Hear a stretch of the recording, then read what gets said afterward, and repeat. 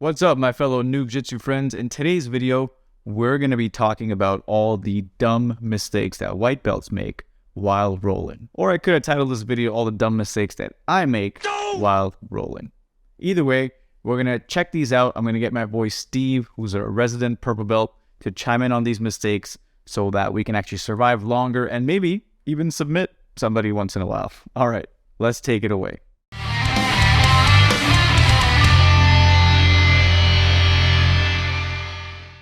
So one mistake that white belts tend to make is, I'm going to call it analysis paralysis. So within a present moment, when you're in a roll, in a live situation, you, as a white belt, if I'm playing guard and you're starting up, you tend to freeze. You tend to see me as this impossible mountain to overcome.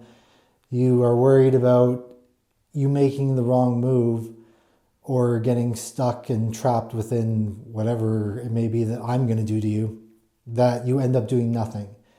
You end up standing in front of me and staying still, not really moving laterally, not really doing much of anything, just really tentative to come inside and try to pass or do anything. So my suggestion would be to you is to just go for it. Go for something, try something, anything. You're going to make mistakes, and rolls is the time to do that. Just know that to get over that mental block, me or any other higher belts, unless they happen to be preparing for a major competition or something like that, we're not in there to try to sub you within 5 seconds. Really, those advanced belts or anyone that's been doing it for a while, we're not out to get you. We're going to let you work and play around. We're going to be a lot more flowy. So don't be scared to try to engage, to try to do something. Get inside, work those passes, and at the end of the day, don't freeze up and work your game. Try to get yourself better.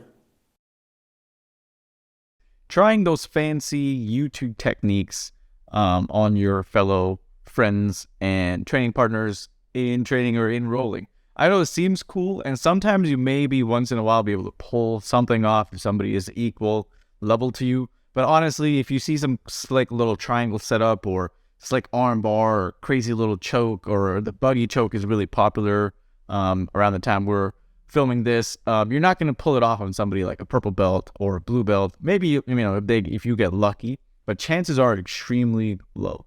So instead of trying to do those fancy YouTube techniques, try and do the fundamentals, right? Make sure that you know how to get out of side pins. Make sure that you have a really good guard or decent guard. So if somebody passes through your guard like a hot knife through butter, maybe you want to work on that and make sure that if they can still pass it, like a purple belt will still pass at white belt's guard, but instead of passing it in 3 seconds, maybe you can work on it so that it takes them 30 seconds. That's a huge win.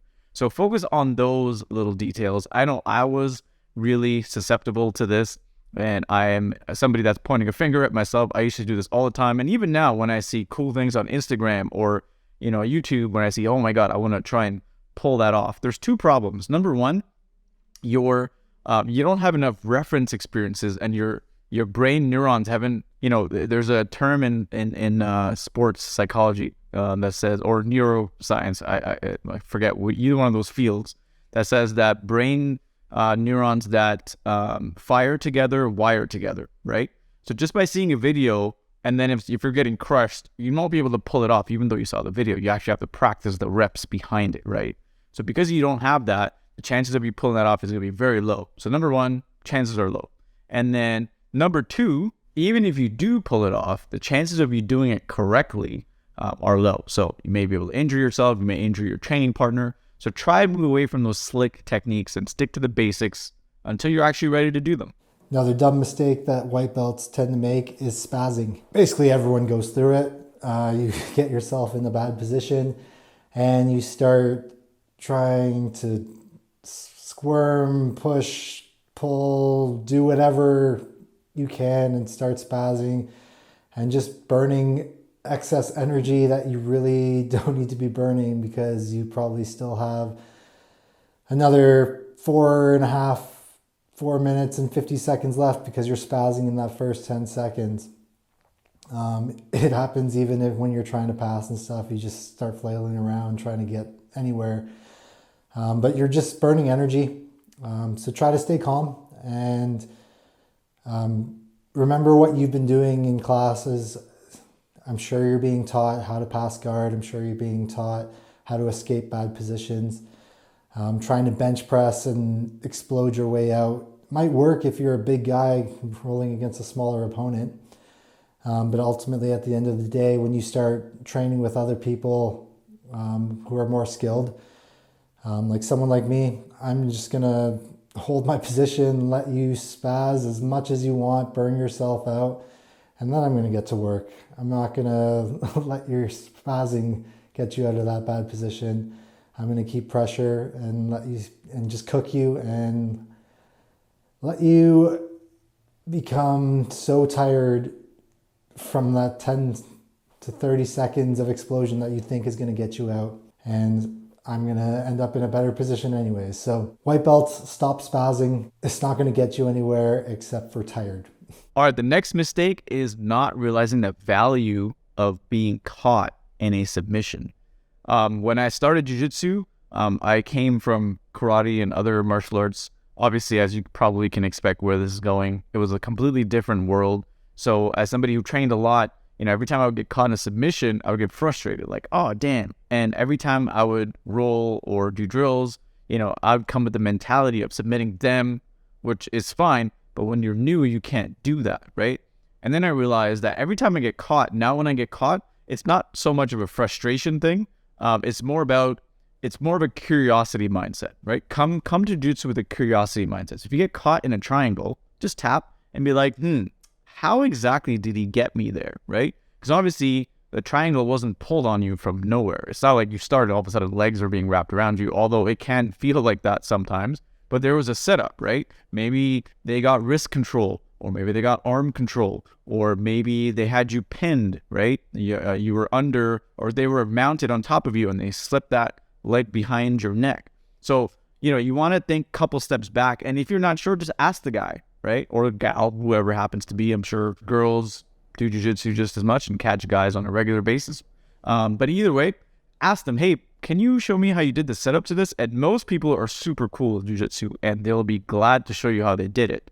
And the funny thing is, once you start learning that and you start having this curiosity mindset, you're going to see things coming from a mile away, right? So next time you're going to know, like, hey, as soon as this person grabs my wrist and starts pulling it in a certain direction, oh shit, a triangle is coming.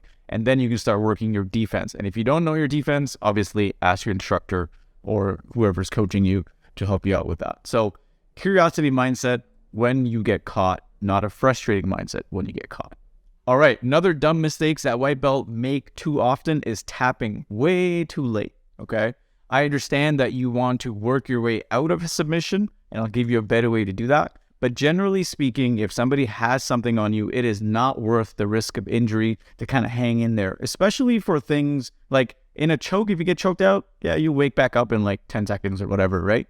But if you get caught in like an arm bar or a heel hook or a knee bar or one of those joint locks, once it's like, I don't know how to say it, but about 80% of the way there or 90% of the way there, just tap, let it go, like reset. The best thing to do is, if you want to work your defense, is ask the person, be like, hey, can you, let's say it's an arm bar. I do this when I can, be like, I'll tap and I'll be like, hey, you got me. That was awesome. Can you actually put me in that position again? Is it okay if I work my way out? Or, hey, can you show me how you would get out of this position? Because I was completely stuck. And just be honest. And again, most people in jiu-jitsu are super cool.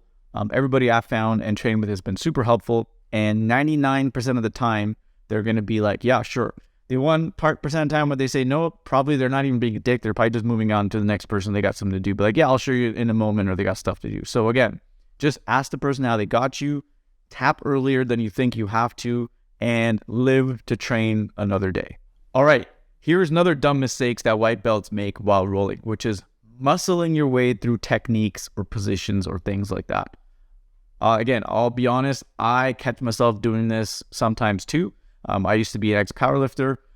So for me to kind of really put my strength behind something comes kind of naturally to me, and I've had to hold myself back. Now, if you're not in that position, and you're somebody who doesn't even weight lift, just do body weight training, even for you, if you've done jiu-jitsu long enough or rolled, you probably have some base level of strength, and it's natural to want to kind of squeeze and push your way out.